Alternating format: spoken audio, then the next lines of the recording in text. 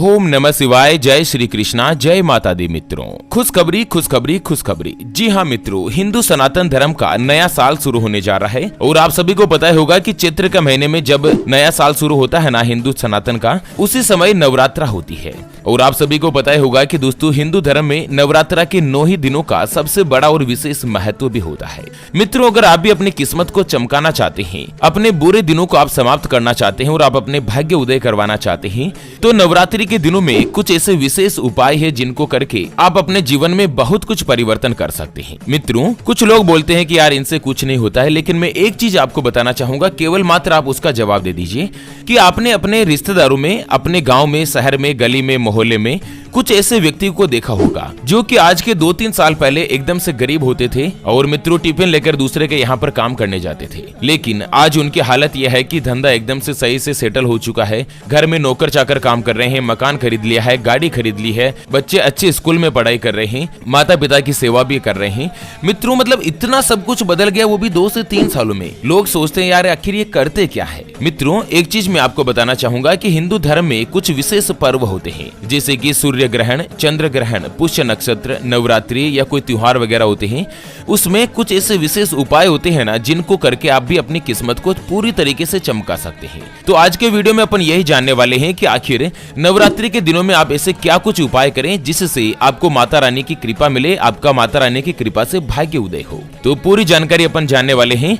मित्रों, वीडियो को लाइक जरूर करें और अपने मित्रों के साथ शेयर भी कर दीजिए फेसबुक के ग्रुप में, ताकि सभी लोगों को काम की जानकारी का जो अपडेट है ना वो मिल सके। तो चलिए जानते हैं नवरात्रि के दिनों में किए जाने वाले कुछ आसान से उपायों के बारे में। उससे पहले आपको एक महत्वपूर्ण बात बताना चाहूंगा कि हिंदू सनातन धर्म में गाय यानी कि गौ माता में 33 कोटि देवी देवताओं के साथ ही साक्षात माता लक्ष्मी का वास माना गया है। जो भी व्यक्ति श्रद्धा भाव से गौ माता को हरा चारा खिलाता है या गौ माता को रोटी खाना खिलाता है ना, उनके घर में हमेशा माता लक्ष्मी का वास बना रहता है। अक्सर हम जब भी घर से बाहर जाते हैं और देखते हैं ना कि यही गौ माता सड़क पर इधर उधर घूमती रहती है, भटकती रहती है और कई बार किसी बड़े वाहन की चपेट में आकर दुर्घटना का शिकार हो जाती है और मारी जाती है। इसके अलावा कई बार गौ माता खाने की तलाश में इधर उधर जाती है, कभी किसी मकान के बाहर तो कभी किसी दुकान के बाहर। कोई भला आदमी होता है, खाने के लिए कुछ दे देता है तो कई लोग इनको मारकर दुत्कार कर भगा देते हैं। जब पेट में भूख बढ़ जाती है और खाने के लिए कुछ भी नहीं मिलता ना, तो यही गौ माता सड़क पर इनको जो कुछ भी नजर आता है, जैसे प्लास्टिक, थैलियां, जूते, चप्पल, कपड़े, पॉलीथीन, पत्तल धोने या डिस्पोजल थे, उनको खा लेती है और धीरे धीरे ये सभी इनके पेट में जमा हो जाता है। कुछ ही समय पश्चात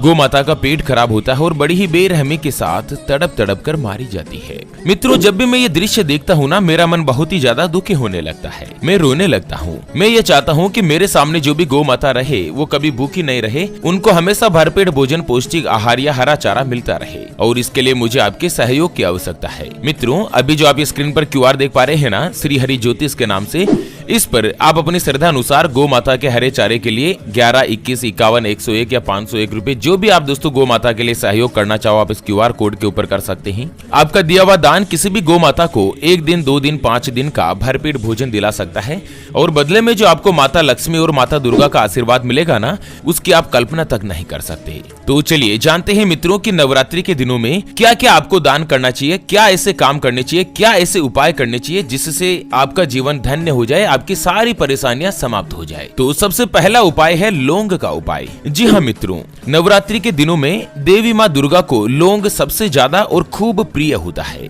मित्रों, आपको क्या करना है कि लौंग के विशेष प्रयोग से आप अपनी मनोकामना को माता रानी की कृपा से पूर्ण कर सकते हैं। तो इसके लिए क्या करना है कि आपको अपनी उम्र के बराबर लौंग लेना है। जैसे कि आपकी उम्र 25 साल है तो टोटल 25 लौंग लेने हैं, 30 साल है तो 30 लौंग लेने हैं गिनकर, और इस लौंग को काले धागे में बांधकर उसकी माला बना लेनी है। और फिर आपको क्या करना है, नवरात्रि में किसी भी दिन इस माला को देवी माँ दुर्गा को अर्पित करनी है, और उसके बाद आपकी जो भी मनोकामना है ना, उसको पूरी करने के लिए आपको प्रार्थना करनी है। मित्रों, गारंटी के साथ मैं आपको बताना चाहूंगा कि आपकी जो भी मनोकामना है ना, वो देवी माँ दुर्गा की कृपा और आशीर्वाद से जल्द पूरी हो जाएगी। और जब आपकी मनोकामना पूर्ण हो जाए ना, तो आप इस माला को जल में प्रवाहित कर दें। और नवरात्रि में देवी को चांदी के लौंग अर्पित करने से तंत्र मंत्र की बाधा भी कट जाती है। आपको लगता है कि आपके ऊपर किसी ने तांत्रिक काम कर रखा है, टोटका कर रखा है, तो आप नवरात्रि में एक चांदी का लौंग लें, जो कि किसी भी सुनार की दुकान से आपको 10, 20, 50 रुपए में मिल जाएगा, और उसे देवी माँ दुर्गा को अर्पित कर दें। चलिए अगला उपाय है मित्रों सुपारी का उपाय। जी जी हाँ मित्रों, सुपारी जो है ना वो पूजा में अर्पित की जाने वाली एक विशेष वस्तु होती है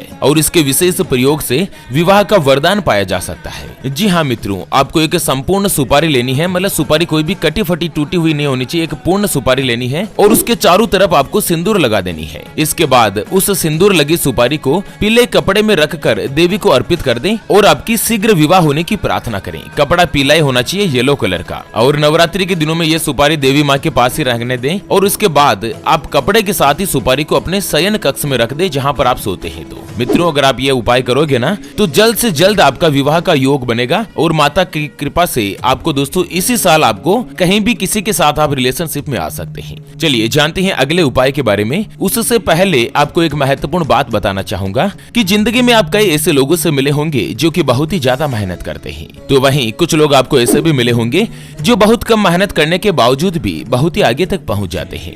वहीं मित्रों, जिंदगी में आप कुछ ऐसे लोगों से भी मिले होंगे जो कि पूरी उम्र मेहनत करते ही रहते हैं लेकिन आखिर वो हासिल नहीं कर पाते जिनके वो हकदार होते हैं। मित्रों, ये ग्रहों का खेल नहीं तो और क्या है, और इसी के समाधान के लिए हमारे गुरुजी आप तक लेकर आए हैं आपके अपने जीवन के बारे में व्यक्तिगत यानी कि पर्सनलाइज्ड कुंडली, जिससे आप घर बैठे ये पता लगा सकेंगे कि आपके 9 ग्रह आपके बारे में क्या कहना चाहते हैं। क्या आपकी कुंडली यानी कि किस्मत में कोई दोष तो नहीं, अगर दोष है तो वो क्या है और उसका समाधान क्या है, उसके बारे में कंप्लीट जानकारी हम आपको कुंडली रिपोर्ट में बताने जा रहे हैं, जिसको अभी जो आप स्क्रीन पर नंबर देख पा रहे हैं ना उसके ऊपर व्हाट्सएप पर संपर्क करके आप हमारे गुरुजी से बात कर सकते हैं और अपने भविष्य की कुंडली के बारे में जान सकते हैं। और हाँ मित्रों, कुंडली बनवाना या गुरुजी को कुंडली दिखाना फ्री नहीं रहता है, इसके लिए 251 रुपए की दक्षिणा होती है। अगर आपकी कोई भी समस्या है जिसका आप समाधान चाहते हैं, जैसे कि आपके ऊपर कर्ज हो चुका है जिसको आप चुका नहीं पा रहे हैं, या आपके घर में हमेशा धन की कमी बनी रहती है, पति पत्नी के बीच लगातार लड़ाई झगड़ा होता है, परिवार के सदस्यों में आपस में बनती नहीं है, या आपका विवाह का योग नहीं बन रहा है, बहुत जगहों पर आप रिश्ता देख देख कर आखिर थक चुके हैं लेकिन किसी भी रिश्ते वाले का कोई भी जवाब नहीं मिलता,